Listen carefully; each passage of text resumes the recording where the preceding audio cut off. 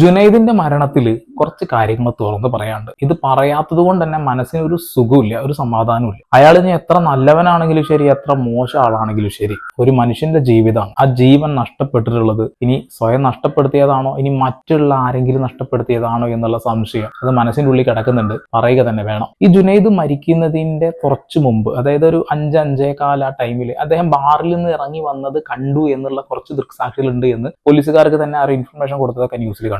ഈ ഒരു ബാറിന്റെ മുൻവശത്ത് വെച്ചിട്ട് ഈ ജുനൈദും 2-3 ആളുകളും ചേർന്നിട്ട് ഒരു വഴക്കുണ്ടായി എന്നുള്ള ഒരു കാര്യം ഞാൻ അറിഞ്ഞു. എന്തായാലും പോലീസുകാർ അവിടുത്തെ CCTV ക്യാമറ ഫുട്ടേജ് എടുക്കുന്നുണ്ട് എന്നുള്ളതൊക്കെ ന്യൂസ് ചാനലിൽ കഴിഞ്ഞ ദിവസം അദ്ദേഹം മരിച്ചത് ഡ്രങ്ക് ആൻഡ് ഡ്രൈവ് ചെയ്തിട്ടാണ് എന്നുള്ള ഒരു കാര്യം ന്യൂസിൽ വന്നു. ആ ന്യൂസിന്റെ കൂടെ തന്നെ കേട്ടു. ജുനൈദിന്റെ വണ്ടി ആക്സിഡന്റ് ആയ സ്ഥലമാണ്. ഇന്ന് രാവിലെ ഒന്ന് സന്ദർശിച്ചു. നമ്മള് അടുത്ത് തന്നെയാണ് നടന്നത് എന്ന് അറിഞ്ഞപ്പോ ഒന്ന് പോയി നോക്കിയതാണ്. ഏതായാലും അവൻ